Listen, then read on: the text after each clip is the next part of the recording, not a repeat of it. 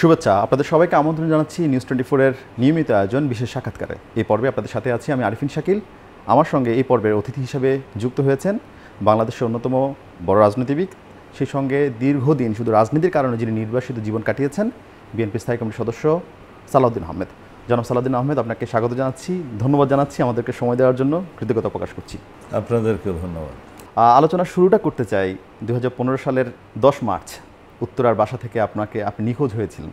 10ই March রাত আনুমানিক 9টা সাড়ে 9টার দিকে আইনশৃঙ্খলা বাহিনীর পরিচয়ে আমাকে উত্তরার একটি বাসা থেকে তুলে নিয়ে যাওয়া হয়, চোখ বেঁধে হাত বেঁধে।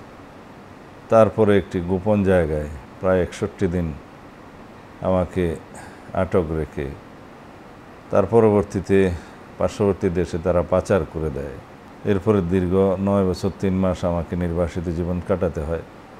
তার মধ্যে আমার বিরুদ্ধে যে মামলা হয়েছিল অবৈধ অনুপ্রবেশের দায়ে, নিম্ন আদালতে খালাস পেয়েছিলাম 4 বছর আইনি লড়াই করার পরে। এরপরে আবার ভারত সরকার আপিল করলে আরও 4 বছর আমি আপিল আদালতে আইনি লড়াই করি, তারপরে খালাস পাই। কিন্তু তারপর আমি দেশে ফিরতে পারিনি।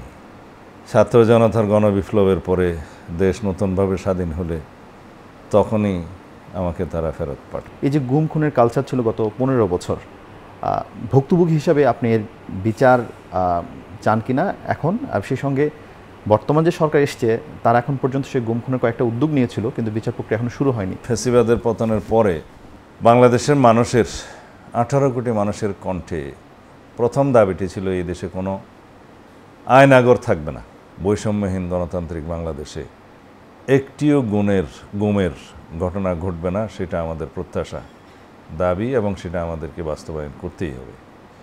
কোনো বাহিনীর কোনো গোয়েন্দা সংস্থা রাজনীতিতে হস্তক্ষেপ করবে না, ব্যবহৃত হবে না, সেটা আমাদেরকে নিশ্চিত করতে হবে। বাংলাদেশে গুম, খুন, অপহরণ এবং অবৈধ আটক আদেশের সংস্কৃতি চিরতরে বন্ধ হতে হবে।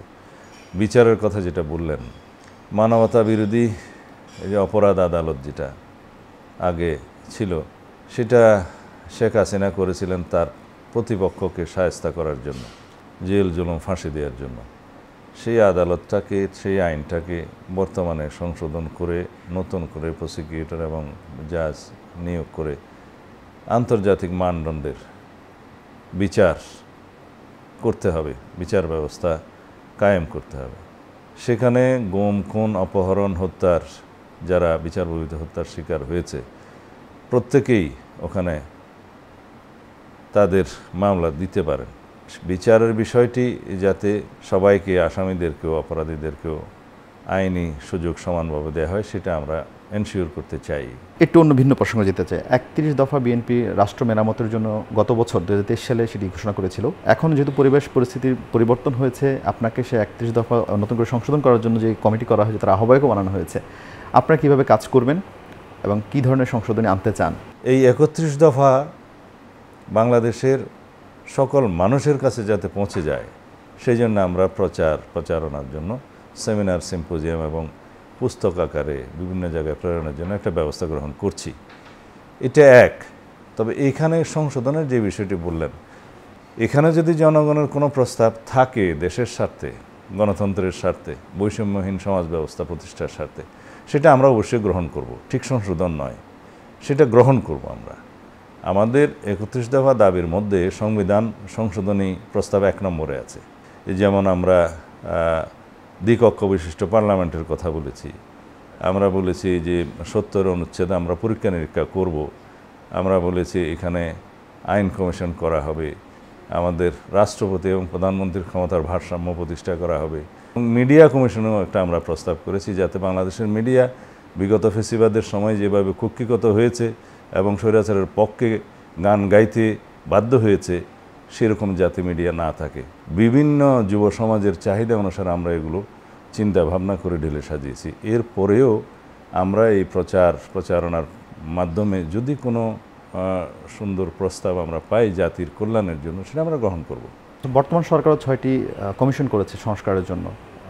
এই সংস্কার আগের সরকারের বিরুদ্ধে সবচেয়ে বড় অভিযোগ ছিল জুডিশিয়ারি, পিএসসি, সেই সঙ্গে সরকারের প্রত্যেকটা স্তরেই রাজনীতিকরণ। এই সংস্কারের ক্ষেত্রে আপনারা বর্তমান সরকারের কোনো সুনির্দিষ্ট প্রস্তাব দেবেন কিনা? এই প্রশ্নটা আমি আশা করছিলাম। আপনি বলছেন বিগত ফেসিবাদের প্রেতাত্মারা যারা সহযোগী ছিল ফেসিবাদকে দীর্ঘায়িত করার জন্য, তারা এখনও বিচার বিভাগের বিভিন্ন স্তরে, পাবলিক সার্ভিস কমিশনে এবং অন্যান্য জায়গায় যেভাবে এখনও বহাল আছে, সেখানে আমরা কি পরিবর্তন দেখতে চাই এবং এদেরকে বহাল রেখে আসলে বর্তমান সরকার কতটুকু এগোতে পারবে? এই তো আমরা দেখেছি এখনও পর্যন্ত মন্ত্রিপরিষদ সচিব থেকে শুরু করে নিচের দিকে বহু পোস্টে সেই ফেসিবাদের পদায়িত লোকজন রয়ে গেছে, যাদেরকে অবিলম্বে না সরালে এই সরকার খুব বেশি এগোতে পারবে না। আমরা ওনাদেরকে বলেছিলাম দেখা করে যে আপনারা এগুলো আগে অ্যাড্রেস করেন। পাবলিক সার্ভিস কমিশন যারা ছাত্রলীগ ছাড়া আর কাউকে চাকরি না দেওয়ার জন্য সুপারিশ করেছে, উদ্যোগ নিয়েছে, তারা নাকি আবার গতকালকে না পরশু মিটিং করেছে যে তাদের স্থগিতকৃত পরীক্ষাগুলো নাকি আবার চালু করবে। আমি এটাকে দুঃসাহস বলবো। পাবলিক সার্ভিস কমিশনের চেয়ারম্যান থেকে সদস্য সবাই যদি অবিলম্বে পদত্যাগ না করে, জনগণ কিন্তু তাদেরকে পদত্যাগ করতে বাধ্য করাবে এবং তাদের বিরুদ্ধে যথাযথ ব্যবস্থাও গ্রহণ করা হবে। কারণ এখানে প্রশ্নপত্র ফাঁসের একটা বড় অভিযোগ ছিল, একটা মৎসব হয়ে গেছিল। শোনা যায় পত্রিকায় এবং মিডিয়াতে, যেটা এসছে অনেক রিপোর্ট, যে ওখানকার এক ড্রাইভারও নাকি বিলিয়নিয়ার। তারা এখন এই সমস্ত অভিযোগ অস্বীকার করছে। আমরা বিচার বিভাগীয় তদন্তের মাধ্যমে, headed by appellate division justice, এগুলো তদন্ত করার জন্য প্রস্তাব রাখব, যাতে করে বিগত দিনে যা যা প্রশ্নপত্র ফাঁস হয়েছে এবং সেই ফাঁসকৃত প্রশ্নপত্রের উপর ভিত্তি করে যাদের চাকরি হয়েছে, এগুলো যেন যথাযথ ব্যবস্থা গ্রহণ করা হয়। আর যেগুলো স্থগিতকৃত পরীক্ষা এখন আছে 43, 44, 45, 46 ব্যাচ নামে আমরা এগুলো এখন দেখছি পত্রিকায়, এগুলো সব বাতিল করে পুনরায় পরীক্ষা নিতে হবে। তবে হ্যাঁ, যারা আবেদন করেছিল তাদের আবেদন থাকতে পারে, নতুন করে আরও আবেদন ওখানে যুক্ত হতে হবে এবং নতুন করে পিএসসি গঠন করার পরে তাদের পরীক্ষা হতে হবে। এটা এখন জনদাবি, আমাদেরও দাবি। আপনি যেহেতু বিএনপির প্রশাসনিক যে সংস্কার সেই কমিটির প্রধান, সেই বিষয়ে আপনার নিঃসন্দেহে নিজেরও কিছু চিন্তাভাবনা রয়েছে কীভাবে প্রশাসন সংস্কার করতে হবে। আমরা এই উত্তরটা জানবো ছোট্ট একটা বিরতির পর। দর্শক, আমরা কথা বলছি বিএনপির স্থায়ী কমিটির সদস্য সালাউদ্দিন আহমেদের সঙ্গে। নিচ্ছি ছোট্ট বিরতি, ফিরছি একটু পর। আবারও স্বাগত জানাচ্ছি নিউজ 24-এর বিশেষ আয়োজন, বিশেষ সাক্ষাৎকারে। আমাদের সঙ্গে আছেন বিএনপি স্থায়ী কমিটির সদস্য সালাউদ্দিন আহমেদ। আমরা কথা বলছিলাম দেশের চলমান সংস্কার সহ রাজনৈতিক সমসাময়িক বিষয় নিয়ে। আপনারা কিভাবে প্রশাসনকে সংস্কার করতে চান? আপনাদের বিরুদ্ধে তো অভিযোগ রয়েছে, আপনারাও একসময় দলীয়করণ করেছেন। যুগ যুগ ধরে চলে আসা বিভিন্ন সিস্টেমের ব্যাপক সংস্কারের প্রয়োজন আছে। নিয়োগ, পদোন্নতি, বদলি এবং দলীয়করণের দীর্ঘ যে চর্চা, সেই চর্চা থেকে বেরিয়ে আসার জন্য অনেক রকমের পদক্ষেপ নিতে হবে। কোনো পদোন্নতি প্রতি স্তরে যেমন মেধা এবং যোগ্যতার বাইরে না হয়, প্রশাসনের নিরপেক্ষতা যেন বহাল থাকে, যাতে কোনো রকমের হয়রানির শিকার না হতে হয় একজন আইন আনক কর্মকাণ্ডের জন্য কোনো কর্মকর্তাকে। এগুলো বিষয়ে অনেক রকমের সুপারিশ থাকবে, যেগুলো আমরা চেষ্টা করব যে বিস্তারিত আমরা প্রস্তাব আকারে যাতে ওনাদের কাছে দিতে পারি। যদি একজন মানুষ যোগ্য হন, তিনি যদি পিএসসিতে পরীক্ষা উত্তীর্ণ হন, কিন্তু তার পরিবার যদি আওয়ামী লীগ করে, তিনি কি চাকরি পাবেন? এখানে চাকরি কে পাবে না পাবে সেই বিষয়টা নির্ভর করবে তার যোগ্যতার উপরে, মেধার উপরে, তার দক্ষতার উপরে।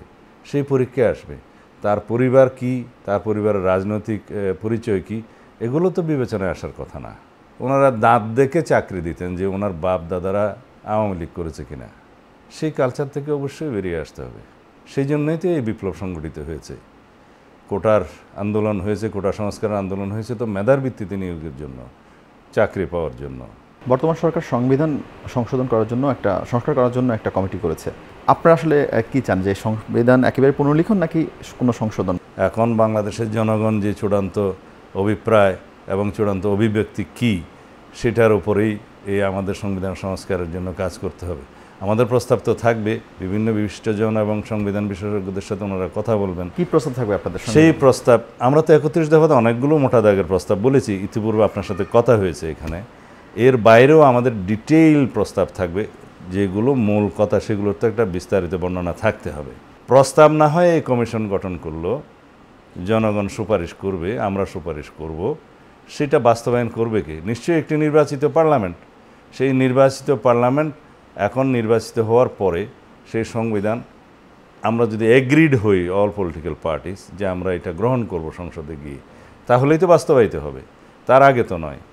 এর আগে সংবিধান সংস্কারের এই কমিশনের প্রস্তাবগুলো বাস্তবায়নের কোনো সুযোগ নাই বিফোর ইলেকশন। এটা বিপ্লবী সরকার নয়। সুতরাং আমাদেরকে সংসদ নির্বাচন করতে হবে, সংসদ বসে আমাদের এই প্রস্তাবগুলো, রিকমেন্ডেশনগুলো যেগুলো আমরা এগ্রিড হব জাতি এবং সকল মানুষ, যে অল পলিটিক্যাল পার্টিস যেগুলো এগ্রিড হবে সেগুলো বাস্তবায়ন করতে হবে। একটা কথা এখানে বলে রাখি, যাতে গৃহীত রিকমেন্ডেশনসগুলো সকল পলিটিক্যাল পার্টিস যারা নির্বাচনে অংশগ্রহণ করবে তারা যেন অঙ্গীকার করে, প্রতিশ্রুতি দেয় যে আমরা সংসদে গেলে আমরা এগুলো গ্রহণ করব। আপনাদের বিরুদ্ধে একটা বড় অভিযোগ রয়েছে মাগুরা মার্কা নির্বাচন। তাদের আমলে 14 নির্বাচন হয়েছে, 18 নির্বাচন, 24 নির্বাচন হয়েছে। এখন সেই নির্বাচনী ব্যবস্থাকে ঢেলে সাজানোর জন্য আপনাদের আসলে প্রস্তাবনা কি থাকবে? এবং বিএনপি যদি ক্ষমতায় আসে, তত্ত্বাবধায়ক সরকারের পুনর্বহালের কথা আপনারা বলছেন, যদি ক্ষমতায় আসে স্থানীয় নির্বাচনগুলোতে কোনো দলীয় প্রভাব থাকবে কিনা? অতীতে আমরা রাজনৈতিকভাবে সরকার চালানোর সময় দুই একটা ভুল যে আমরা করিনি তা নয়, সেটা স্বাভাবিক। এমনভাবে আমরা একটা নির্বাচন ব্যবস্থা প্রতিষ্ঠা করি, নির্বাচন কমিশন প্রতিষ্ঠা করি, সাংবিধানিক সংস্কার করি, জুডিশিয়ারি, পুলিশ এবং অ্যাডমিনিস্ট্রেশন সংস্কার করি নির্বাচনমুখী, তাহলে পরে এই জাতীয় কোনো নির্বাচন বাংলাদেশকে ভবিষ্যতে দেখতে হবে না। কী ধরনের সংস্কার নির্বাচনমুখী করা উচিত? নির্বাচন কমিশনে যে এখন আইনটা আছে নির্বাচন কমিশন গঠন করার, সেই আইনটা পুনর্বিবেচনা করতে হবে। ওখানে অনেক সংশোধনী লাগবে এবং সেখানে নির্বাচন কমিশনারদের ঠিক করার জন্য যে সিলেক্ট বডি আছে সেখানে আমাদের পরিবর্তন আনতে হবে। নির্বাচন কমিশন গঠনের যে আইনটা এবং নির্বাচন পরিচালনার জন্য যে সমস্ত আইন কানুন আছে, আরপিও আছে, পিপলস রিপ্রেজেন্টেশন অর্ডার যেটা, সেখানে সংস্কার করতে হবে। এগুলোর সবই গণতান্ত্রিক সংস্কার এমনভাবে করতে হবে যাতে নির্বাচন ব্যবস্থায় কোনো ত্রুটি না থাকে, জনগণের ভোটাধিকার প্রয়োগে যেন ভবিষ্যতে কোনো রকমের কোনো সংকট না হয়। আইডি কার্ডের একটা আইন আছে, সেই আইডি কার্ডের একটা অফিসটা বোধহয় কার্যক্রম হোম মিনিস্ট্রিতে নেওয়ার জন্য একটা আইন করেছে, সেটা বাতিল করতে হবে। এটা থাকতে হবে নির্বাচন কমিশনের হাতে। আওয়ামী লীগ যদি আগামী নির্বাচনে না আসে, সেটি কি 14-এর মতো একতরফা নির্বাচন হবে? এখানে আমি পাল্টা একটা প্রশ্ন করি আপনাকে। এই বিপ্লবটা সংগঠিত হয়েছে কাদের বিরুদ্ধে? আওয়ামী ফ্যাসিবাদের বিরুদ্ধে। এখানে শত সহস্র শহীদ রক্ত দিয়েছে। গতকালকে পর্যন্ত 1581 জনের তালিকা প্রকাশ করেছে স্বাস্থ্য উপকমিটি, যেখানে 709 জন মানুষ গুমের শিকার হয়েছে, যেখানে 155 জন এখনও পর্যন্ত খোঁজ পাওয়া যায়নি, তারা ফিরে আসেনি। এইভাবে প্রায় 2700 মানুষ বিচার বহিত, সরাসরি বিচার বহিত, এটাকে বলে এক্সট্রা জুডিশিয়াল কিলিংয়ের শিকার হয়েছে। এরকম আরও অ্যাকাউন্ট আছে, জেল কাস্টডিতে যারা মৃত্যুবরণ করেছে, ল এনফোর্সারদের টর্চারে মৃত্যুবরণ করেছে। সব মিলিয়ে আমি যে অ্যাকাউন্টটা বললাম 7188 জন গতকালকে পর্যন্ত আমার কাছে যে ডাটা আছে, সেই রকম একটা ফেসিবাদী দলের কর্মকাণ্ডের কারণেই তো এইগুলো হয়েছে। এখন যারা হেলিকপ্টার থেকে গুলি করে জনগণকে হত্যা করে, তার নিজের দেশের জনগণকে, নারী পুরুষ শিশু পর্যন্ত বাসার ভিতরে গুলিবিদ্ধ হয়ে তারা মৃত্যুবরণ করেছে, তারা কি এই দেশের জনগণের সামনে আবার ভোট চাওয়ার অধিকার রাখে? সেটা জনগণ নির্ধারণ করবে, জনগণ ঠিক করবে। তাদের যদি রাজনীতিতে মানুষ আহ্বান জানায় বা স্বাগতম জানায়, সেটা জনগণই বলুক, আমাদের কোনো এখন এই মুহূর্তে বক্তব্য নাই। আমার মনে হয় না বাংলাদেশের জনগণ কোনো গণহত্যাকারী শক্তিকে এত শিগগির ভুলে যাবে। একটু জানতে চাই, অনেকে বলছেন বিএনপির ফরেন পলিসি নিয়ে অনেক কথা বলছেন। আগামী দিনে বিএনপি তার রাষ্ট্র পরিচালনার যে নীতি বা পররাষ্ট্র যে নীতি, সেই নীতিতে কোনো পরিবর্তন আনবে? পররাষ্ট্র নীতি আমাদের বর্তমান সংবিধান এবং মানুষের যে আকাঙ্ক্ষা, সবগুলো মিলিয়ে আমাদের পররাষ্ট্রনীতি ঢেলে সাজাতে হবে। আবার আমরা সার্বভৌম সমতার ভিত্তিতে এবং মর্যাদার ভিত্তিতে বৈদেশিক সকল সম্পর্ক আমরা রাখতে চাই। বাংলাদেশের মাটি অন্য কোনো দেশের উগ্রবাদীদের জন্য ব্যবহৃত হবে? অবশ্যই না। বাংলাদেশের মাটি কোনো অবস্থাতেই কোনো রকমের উগ্রবাদীদের ব্যবহারের জন্য কখনোই আমরা অ্যালাউ করব না। জামাত ইসলামের সঙ্গে আপনাদের দীর্ঘদিনের একটা পথ চলা, কিন্তু নির্বাচনে ঐক্য করার একটা চেষ্টা করছে বিশেষ করে চরমনাইয়ের পীরের দল, ইসলামী আন্দোলন, জামাত ইসলামী, খেলাফত মজলিস, তারা মিলে। বিএনপি এই ইসলামিক ঐক্য বা নির্বাচনী ঐক্যকে আপনারা কিভাবে দেখছেন? বিভিন্ন রাজনৈতিক কৌশলের কারণে বিভিন্ন দল নির্বাচনমুখী বিভিন্ন রকমের কৌশল নিতে পারে, তাতে অসুবিধার তো কিছু নেই। আপনারা এককভাবে নির্বাচনের প্রস্তুতি নিচ্ছেন? বিএনপি এককভাবে সবসময় নির্বাচনের প্রস্তুতি ছিল, আছে, সামনেও নেব। দলের ভিতরে একটা বিশৃঙ্খলার খবর আমরা প্রায় দেখি। আপনাকে অনেকে শোকজ করা হয়েছে, কাউকে কাউকে জায়গায় কমিটি বিলুপ্ত করা হয়েছে। আমরা কেউই দলীয় শৃঙ্খলার ঊর্ধ্বে নই। আমাকে ঠিক শোকজ করা হয়নি, একটা সংবাদের ব্যাখ্যা দিতে বলা হয়েছে, আমরা ব্যাখ্যা দিয়েছি। আমাদের দলে এটা প্রতিষ্ঠিত আছে যে আমরা যে যত বড় নেতাই হই, দলীয় শৃঙ্খলার বাইরে আমরা কেউ নই। তারেক রহমান কবে ফিরবেন? তিনি কেন ফিরছেন না? এখন তারা আওয়ামী লীগ সরকার ক্ষমতা নেই। আমরা কিছু আইনি প্রক্রিয়া আছে যেগুলো অনুসরণ করে ওনাকে খুব শিগগির দেশে নিয়ে আসবে ইনশাআল্লাহ, এবং বাংলাদেশে তার পদার্পণ হবে ইতিহাসের একটি স্মরণীয় ঘটনা। আগামী নির্বাচনে কি তিনি নেতৃত্ব দিবেন? অবশ্যই, এতে কোনো দ্বিমত নেই। সেনাপ্রধান 18 মাসের মধ্যে নির্বাচনের একটা টাইম ফ্রেমওয়ার্কের কথা বলেছেন।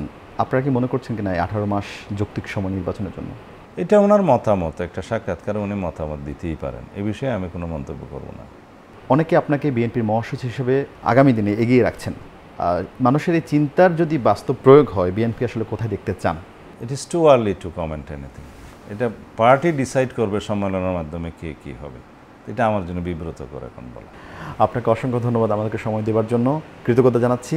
দর্শক, কথা বলছিলাম নিউজ 24-এর বিশেষ আয়োজন, বিশেষ সাক্ষাৎকারে। এই পর্বে আমাদের সঙ্গে ছিলেন বিএনপি স্থায়ী কমিটির সদস্য সালাউদ্দিন আহমেদ। আমরা পরের পর্বে অন্য কোনো অতিথির সঙ্গে কথা বলবো দেশের রাজনীতি, সমসাময়িক বিষয় নিয়ে। ভালো থাকবেন, সুস্থ থাকবেন।